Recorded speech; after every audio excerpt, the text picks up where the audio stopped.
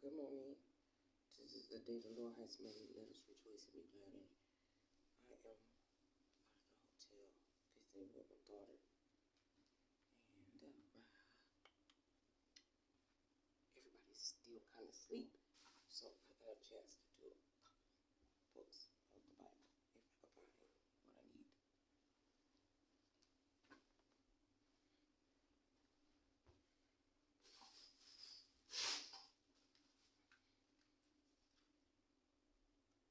Power on. Bluetooth. What was I looking for?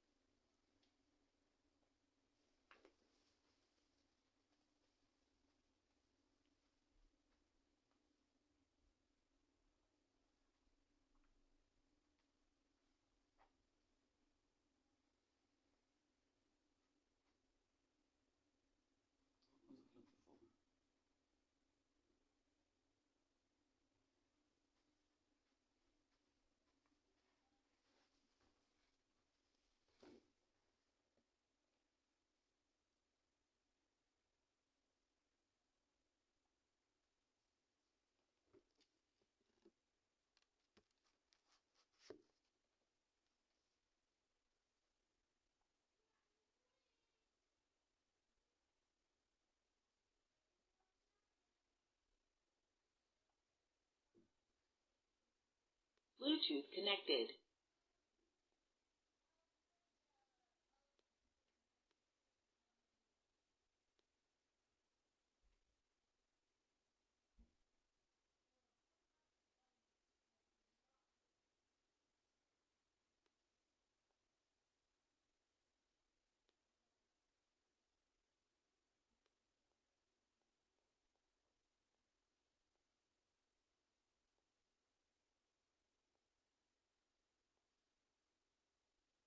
Genesis 11. And the whole earth was of one language, and of one speech. And it came to pass, as they journeyed from the east, that they found a plain in the land of Shinar, and they dwelt there. And they said one to another, Go to, let us make brick, and burn them thoroughly. And they had brick for stone, and slime had they for mortar. And they said, Go to, let us build us a city and a tower, whose top may reach unto heaven. And let us make us a name, lest we be scattered abroad upon the face of the whole earth.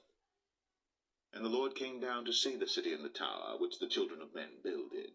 And the Lord said, Behold, the people is one, and they have all one language. And this they begin to do.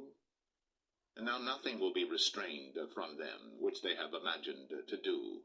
Go to, let us go down, and there confound their language, that they may not understand one another's speech. So the Lord scattered them abroad from thence upon the face of all the earth, and they left off to build the city. Therefore is the name of it called Babel, because the Lord did there confound the language of all the earth, and from thence did the Lord scatter them abroad upon the face of all the earth. These are the generations of Shem. Shem was 100 years old, and begat Arphaxad 2 years after the flood. And Shem lived after he begat Arphaxad 500 years, and begat sons and daughters. And Arphaxad lived 35 years, and begat Salah. And Arphaxad lived after he begat Salah 403 years, and begat sons and daughters. And Salah lived 30 years, and begat Eber. And Salah lived after he begat Eber 403 years, and begat sons and daughters. And Eber lived 34 years, and begat Peleg. And Eber lived after he begat Peleg 430 years, and begat sons and daughters. And Peleg lived 30 years, and begat Reu. And Peleg lived after he begat Reu 209 years, and begat sons and daughters. And Reu lived 32 years, and begat Serug. And Reu lived after he begat Serug 207 years, and begat sons and daughters. And Serug lived 30 years, and begat Nahor. And Serug lived after he begat Nahor 200 years, and begat sons and daughters. And Nahor lived 29 years, and begat Terah. And Nahor lived after he begat Terah 119 years, and begat sons and daughters.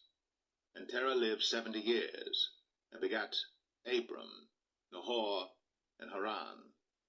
Now these are the generations of Terah. Terah begat Abram, Nahor, and Haran. And Haran begat Lot. And Haran died before his father Terah in the land of his nativity, in Ur of the Chaldees. And Abram and Nahor took them wives. The name of Abram's wife was Sarai, and the name of Nahor's wife, Milcah, the daughter of Haran, the father of Milcah, and the father of Iscah. But Sarai was barren, she had no child. And Terah took Abram his son, and Lot the son of Haran his son's son, and Sarai his daughter-in-law his son Abram's wife. And they went forth with them from Ur of the Chaldees, to go into the land of Canaan. And they came unto Haran, and dwelt there. And the days of Terah were 205 years, and Terah died in Haran.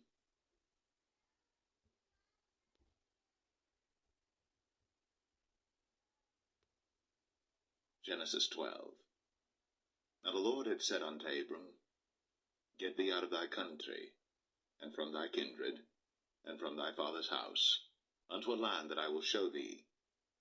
And I will make of thee a great nation, and I will bless thee, and make thy name great, and thou shalt be a blessing. And I will bless them that bless thee, and curse him that curseth thee. And in thee shall all families of the earth be blessed. So Abram departed, as the Lord had spoken unto him, and Lot went with him. And Abram was 75 years old when he departed out of Haran. And Abram took Sarai his wife, and Lot his brother's son, and all their substance that they had gathered, and the souls that they had gotten in Haran. And they went forth to go into the land of Canaan, and into the land of Canaan they came. And Abram passed through the land unto the place of Sichem, unto the plain of Moreh, and the Canaanite was then in the land. And the Lord appeared unto Abram, and said, Unto thy seed will I give this land. And there builded he an altar unto the Lord, who appeared unto him. And he removed from thence unto a mountain on the east of Bethel, and pitched his tent, having Bethel on the west, and Ai on the east. And there he builded an altar unto the Lord, and called upon the name of the Lord. And Abram journeyed, going on still toward the south. And there was a famine in the land, and Abram went down into Egypt to sojourn there, for the famine was grievous in the land. And it came to pass, when he was come near to enter into Egypt, that he said unto Sarai his wife, Behold now, I know that thou art a fair woman to look upon. Therefore it shall come to pass, when the Egyptians shall see thee, that they shall say, This is his wife, and they will kill me, but they will save thee alive. Say, I pray thee, Thou art my sister, that it may be well with me for thy sake, and my soul shall live because of thee. And it came to pass, that when Abram was come into Egypt, the Egyptians beheld the woman that she was very fair. The princes also of Pharaoh saw her, and commended her before Pharaoh. And the woman was taken into Pharaoh's house. And he entreated Abram well for her sake. And he had sheep, and oxen, and he-asses, and men-servants, and maid-servants, and she-asses, and camels. And the Lord plagued Pharaoh and his house with great plagues because of Sarai, Abram's wife. And Pharaoh called Abram, and said, What is this that thou hast done unto me? Why didst thou not tell me that she was thy wife? Why saidst thou, She is my sister, so I might have taken her to be my wife? Now therefore behold thy wife, take her, and go thy way. And Pharaoh commanded his men concerning him, and they sent him away, and his wife, and all that he had. Okay, you know I always say,